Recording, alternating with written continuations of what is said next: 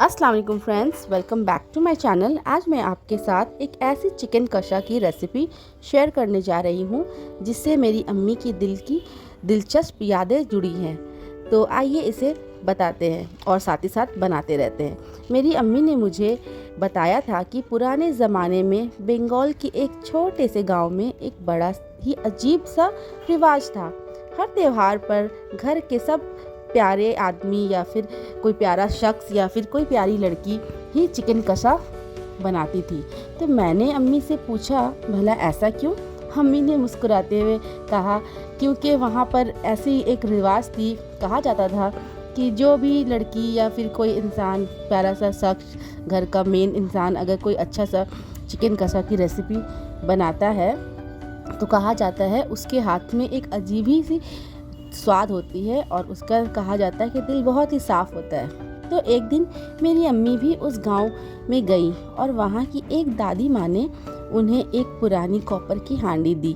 दादी माँ ने कहा मेरी अम्मी से, बेटा, इसमें पकने वाले चिकन कषा लोगों की सिर्फ भूख ही नहीं बल्कि यादें भी भर देती है।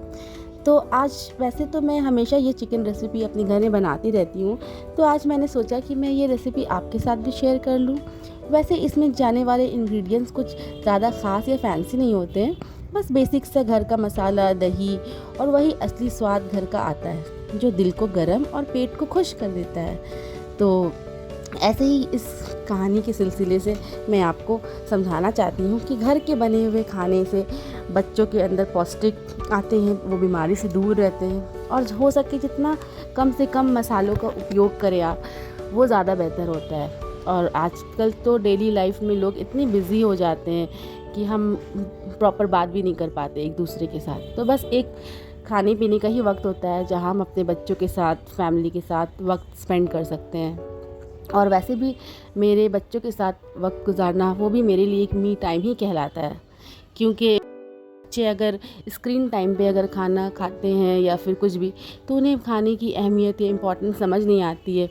वो खाना पर प्रॉपर ध्यान नहीं देके बल्कि वो मोबाइल हो या टीवी हो, ये सब को देखना ज़्यादा पसंद करते हैं। तो इसीलिए बच्चों को समझ नहीं आता कि उनके लिए क्या पौष्टिक है, क्या कितना मात्रा में वो प्रोटीन, विटामिन ये सब ले रहे हैं, क्या उनके लिए कंज्यूम करना बेटर होता है। तो मैं सबको यही सजेस्ट करूँगी कि अपने बच्चों को आप अपने हाथों से खिलाएं, अपने सामने बैठकर खिलाएं, तो उससे उनकी अपब्रिंगिंग भी अच्छी होती है, वो स्क्रीन टाइम भी अवॉइड करते हैं। और वैसे तो देखा जाए कि हर घर की एक ही कहानी है कि बच्चे बहुत टैंट्रम शो करते थे। हाँ, ऐसा नहीं कि मैंने अपने लाइफ में टैंट्रम शो नहीं किया है। तो जैसे जैसे वक्त गुजरता गया तो मेरे टैंट्रम्स मेरे बच्चों पर शिफ्ट होते गए। जब मैं बच्ची थी तो मैं अपनी मम्मी को अपना टैंट्रम दिखाती थी खाने पीने के वक्त, तो अब वही आया है मुझ पर। अब मैं अपने बच्चों की टैंट्रम सहती हूँ।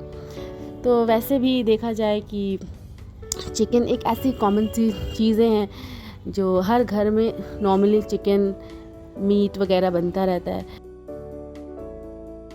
लेकिन जब मैं छोटी थी तो मुझे तो चिकन वगैरह देखकर ही मैं खा नहीं पाती थी।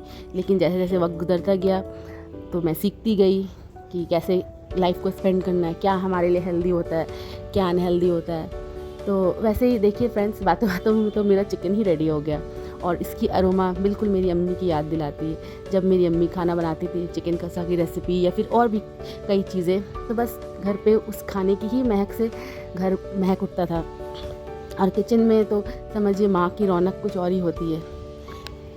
और हाँ फ्रेंड्स, ग्रीन चिली और कस्तूरी मेथी ज़रूर शामिल कीजिएगा खाने में, इससे एक अच्छी सी अरोमा आती है और ये खाने के टेस्ट को इन्हेंस करता है। तो अगर आपको मेरी ये रेसिपी पसंद आई तो please like, share and subscribe कीजिएगा। तो मैं फिर से आपको अच्छी सी रेसिपी विद इमोशंस के साथ मैं आपको पेश करूँगी। तब तक के लिए अल्लाह हाफिज़, अपना ख्याल रखें।